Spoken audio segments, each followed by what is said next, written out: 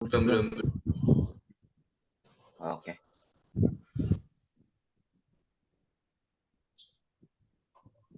Kayaknya udah dah. Udah ada nih. Udah. Oke. Tolong di full screen.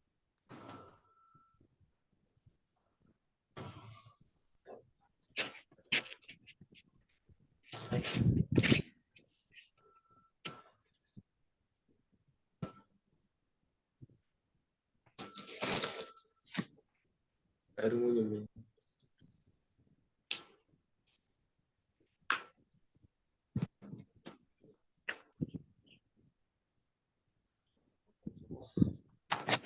Datanya nggak lu batasin kan? Datanya nggak lu batasin. Kita Dan sini dulu Dan. Itu yang tanda merah. Merah.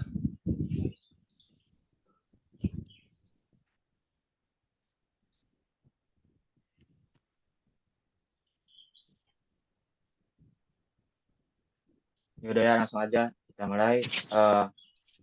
Assalamualaikum warahmatullahi wabarakatuh. Waalaikumsalam warahmatullahi wabarakatuh. Di sini kami dari kelompok E atau kelompok 5 akan mempresentasikan hasil diskusi kami mengenai gaya gesek dan gaya gerak 3 dimensi. Namun sebelum kami memulai diskusi, izinkan kami memperkenalkan diri terlebih dahulu. Dimulai dari saya terlebih dahulu. Perkenalkan, nama saya Dika Nurholis dan di sini saya tidak sendiri bersama rekan-rekan saya. Ada Teh Nur Fitri Nopianti, ada Kang Jaki Harfi Pradiansyah, ada Kang Agan Mukbit Ahmada, dan ada Kang Ramadan Alamsyah. Oke, langsung saja kita ke pembahasan. Boleh di next.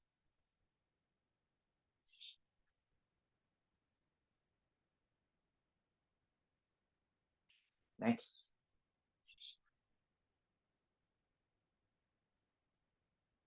Oke, di sini ada definisi dari gaya gesek. Ini akan dipresentasikan oleh Kang Jaki. Kepadanya saya persilahkan.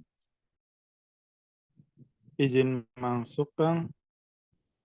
Nah, saya akan menjelaskan gaya gesek definis. Nah, gaya gesek merupakan gaya yang bekerja akibat adanya sentuhan dari dua permukaan benda. Gaya ini bekerja berlawanan arah dengan arah gerak benda.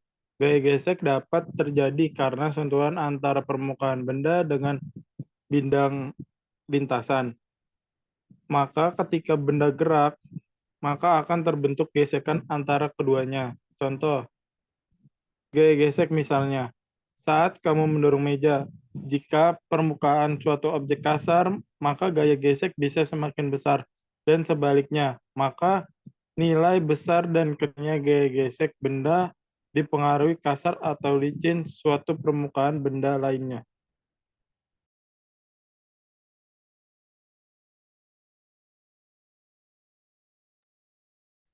Selanjutnya di sini ada jenis-jenis dan rumus gaya gesek yang akan dipresentasikan oleh Teh Nur Fitri. Kepadanya saya persilahkan. Ya, terima kasih izin masuk. Saya akan menjelaskan jenis-jenis dan rumus gaya gesek. Yang pertama ada gaya gesek statis. Gaya statis bekerja pada benda yang diam. Artinya gaya gesek ini bekerja pada benda yang diberikan gaya luar, seperti gaya dorong atau tarik ke benda yang awalnya sedang diam hingga tepat akan bergerak. Gaya gesek dirumuskan dengan koefisien gesek statis dikali dengan gaya normal. Next. Lanjut. Contoh gaya gesek statis adalah ketika berdiri di atas tanah, permukaan tanah dan kaki memiliki gaya gesek yang besar. Gaya gesek statis tersebut membuat seakan-akan tanah mencekram dan menahan kaki, sehingga kita dapat berdiri dengan tegak, berbeda saat kita berdiri di atas lapisan es. Kaki dan permukaan lapisan es memiliki gaya gesek statis yang lebih kecil, sehingga kekuatan cengkeraman lapisan es kecil. Hal ini mengakibatkan kita mudah tergelincir dan sulit berdiri tegak di atas lapisan es. Selanjutnya, ada contoh soal gaya gesek yang akan dijelaskan oleh Kang Dika. Baik, terima kasih banyak. Di sini ada contoh soal gaya gesek statis yang sederhana ya. Di sini soalnya berbunyi balok kayu bermasa 100 kg diletakkan di lantai dan ditarik dengan koefisien gesek statis kotak dengan lantai yaitu 0,5. Terus ditanyakan berapa besar gaya gesek statisnya. Ini cara menyelesaikannya kita tulis dulu ya, yang diketahuinya di sini ada massa tadi diketahui yaitu 100 kg. Terus juga ada koefisien gaya gesek statis dengan lantai tadi 0,5 dan di sini ada gaya gravitasinya kita bernilai 9,8 meter per second kuadrat. Nah, cara menjawabnya sesuai yang telah dijelaskan tadi ada rumusnya yaitu Fs sama dengan Mus dikali dengan N, yang mana N ini gaya normal dengan rumusnya massa dikali dengan gravitasi. Kita masukkan nilai-nilainya. Tadi koefisien gaya statis dengan lantai yaitu 0,5 dikali dengan M-nya massanya yaitu 100 kg dikali dengan gravitasinya 9,8 meter per second kuadrat. Dihitung dan diperolehlah hasilnya yaitu 490 Newton. Next. Nah, di sini ada gaya gesek kinetis. Ini juga akan dijelaskan oleh Teh Nur. Kepadanya saya persilahkan. Oke, baik. Jenis gaya gesek yang kedua ada gaya gesek kinetis. Gaya kinetis bekerja pada benda yang bergerak. Gaya yang bekerja padanya ketika suatu benda lagi diam sampai akan bergerak. Dirumuskan dengan gaya gesek kinetis sama dengan koefisien gesek kinetis dikali dengan gaya normal. Contoh gaya gesek kinetis, benda yang bergerak terhadap suatu permukaan. Misalnya, bola sepak bola yang sedang bergulir, bola sepak yang bergulir mendapatkan gaya gesek kinetik dari permukaan tempatnya bergulir. Bola tersebut akan terus mendapatkan gaya gesek kinetik yang mengurangi kecepatannya. Hingga pada suatu titik, bola akan berhenti bergulir dan gaya gesek kinetik pun berhenti. Pada saat bola tersebut diam, di atas lapangan, gaya gesek statislah yang bekerja membuatnya tetap diam. Selanjutnya ada contoh soal dari gaya gesek kinetis akan dijelaskan kembali oleh Kang Dika.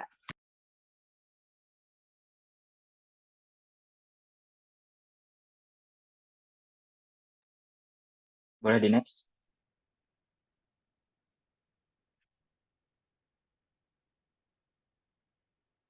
Oke, di sini ada contoh soal gaya gesek kinetis. Di sini diketahui sebuah balok bermassa 20 kg terletak di atas lantai dan diketahui bahwa μs yaitu 0,6 dan μk 0,3. Kemudian balok ditarik dengan gaya sebesar 190 Newton secara mendatar. Tentukan gaya gesek yang dialami balok. Penyelesaiannya kita tulis dulu yang diketahui apa aja. Di sini ada massa μs, μk, dan gayanya. Terus kita tulis tadi massanya 20 kg, μs-nya 0,6, μk-nya 0,3, dan gayanya yaitu 160 Newton. Cara penyelesaiannya yang pertama, kita harus mencari besar gaya normal dulu ya. Yang mana tentukan sigma dari gaya dikali dengan Y itu sama dengan 0. Yang mana tadi N dikurangi W itu sama dengan 0. Nah, di sini N itu kan sama dengan W itu tadi massa dikali gravitasi. Maka gaya normalnya itu kita masukkan 20 kg dikali dengan 10. Di sini kami mengambil koefisien gaya gravitasinya itu 10 meter per second kuadrat, diperoleh bahwa gaya normalnya sebesar 200 Newton. Nah, di sini langsung kita cari gaya gesek statis dengan rumus Fs kali μs dikali dengan gaya normal. Tadi diketahui koefisien S-nya yaitu 0,6 dikali dengan gaya normalnya 200, kita kalikan, maka diperoleh gaya Fs-nya yaitu 120 Newton. Nah, dari sini kita ketahui bahwa gayanya itu ternyata lebih besar daripada gaya gesek statis. Maka jelas balok tersebut akan bergerak. Nah, kita langsung cari aja nilai gaya gesek kinetisnya, yang mana rumusnya itu tadi mu kinetis dikali dengan gaya normal, yaitu 0,3 dikali 200 itu sama dengan 60 Newton. Jadi gaya gesek yang bekerja pada balok tersebut adalah 60 Newton. Next. Oke, di sini ada cara menentukan diam gerak benda akan dipresentasikan oleh Kang Agan. Kepadanya saya persilahkan. Cara menentukan diam gerak benda. 1. Jika gaya luar lebih kecil dari gaya gesek statis, F lebih kecil dari Fs, artinya benda tersebut diam. Jika gaya luar sama dengan gaya gesek statis, F sama dengan Fs, artinya benda tersebut tepat akan bergerak. Jika gaya luar lebih besar dari gaya gesek statis, F lebih besar dari Fs, maka benda tersebut bergerak.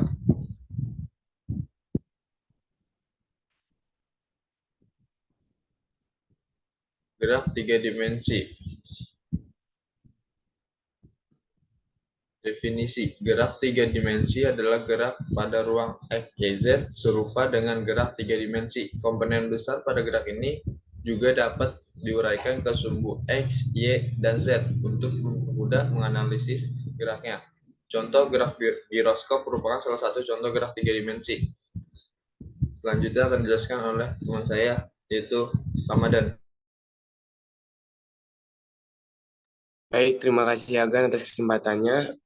Lalu di sini saya akan menjelaskan gerak 3 dimensi erat kaitannya dengan vektor 3 dimensi. Untuk itu kita perlu menguasai vektor 3 dimensi untuk dapat menguasai materi ini.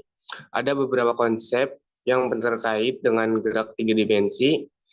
Vektor posisi ini adalah vektor yang menggambarkan lokasi objek dalam ruang 3 dimensi. Biasanya diberikan dengan menggunakan koordinat X, Y, dan Z. Vektor kecepatan. Ini adalah vektor yang menggambarkan kecepatan objek dalam 3 dimensi. Vektor kecepatan adalah turunan vektor posisi terhadap waktu. Vektor percepatan, ini adalah vektor yang menggambarkan percepatan objek dalam 3 dimensi. Percepatan adalah perubahan vektor kecepatan terhadap waktu. Dan untuk hukum gravitasi universal, hukum ini menyatakan bahwa setiap objek dengan massa menarik objek lain dengan gaya gravitasi, ini digunakan untuk menggambarkan gerak benda-benda yang saling tarik-menarik dalam 3 dimensi. Boleh di next, Kang Agan? Nah, untuk selanjutnya, untuk menggambarkan gerak sebuah partikel dalam ruang 3 dimensi, maka kita haruslah menentukan posisinya terlebih dahulu. Sebagai contoh, gerak partikel A pada gambar. Nah, boleh di next selanjutnya.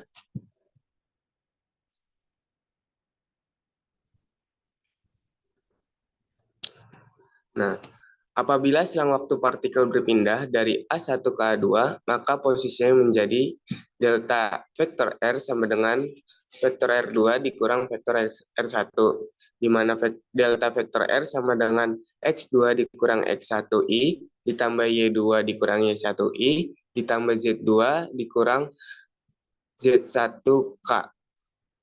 Maka kecepatan rata-ratanya adalah vektor F sama dengan R2, vektor R2 dikurang vektor R1 per T2 dikurang T1 sama dengan delta vektor R per delta T.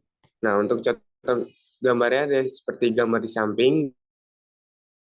Dan untuk rumus besar vektor kecepatannya sama dengan nilai mutlak vektor F sama dengan akar vektor X pangkat 2 ditambah vektor Y pangkat 2 ditambah vektor Z pangkat 2. Boleh di next, Kang Agan?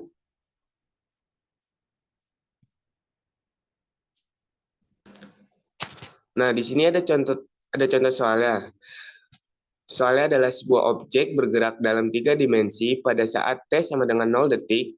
Objek berada pada koordinat 2 meter, 3 meter, 1 meter. Dalam sistem koordinat 3 dimensi, objek tersebut kemudian mengikuti vektor kecepatan V sama dengan 1 meter per second I, ditambah 2 meter per second Y, ditambah 3 meter per second K. Hitunglah vektor posisi objek setelah 5 detik. Nah, untuk penyelesaiannya kita akan mengerjakan dengan R sama dengan RO per plus VT, di mana R adalah vektor posisi akhir, R0 adalah vektor posisi awal dalam hal ini, yaitu koordinat 2 meter, 3 meter, dan 1 meter. Nah, V adalah vektor kecepatan, yaitu 1 meter per second I, ditambah 2 meter per second J, ditambah 3 meter per second K. Dan T adalah waktu, yaitu sama dengan 5 detik. Kita akan menghitung vektor posisi akhir sebagai berikut.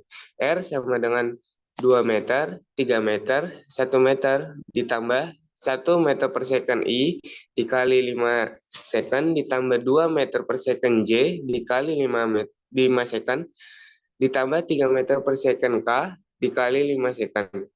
Yaitu kita akan mendapatkan hasil R sama dengan 2 meter, 3 meter, 1 meter, ditambah 5 meter I, ditambah 10 meter J, ditambah 15 meter K. Sekarang kita dapat menambahkan komponen vektor masing-masing untuk mendapatkan vektor posisi akhir, di mana R sama dengan 2 meter, ditambah 5 meter, 3 meter, ditambah 10 meter, 1 meter, ditambah 15 meter. Dan hasilnya adalah 7 meter, 13 meter, dan 16 meter.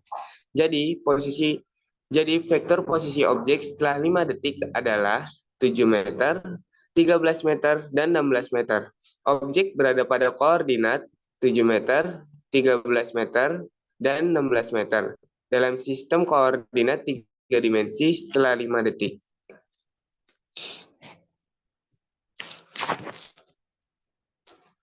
Boleh di next, kawan-kawan?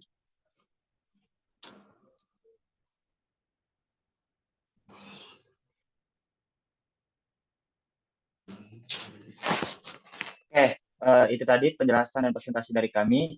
Karena ini online dan juga kita tidak bersama audiens, maka sesi tanya jawab kita hilangkan. Jadi boleh di next ke akhir slide.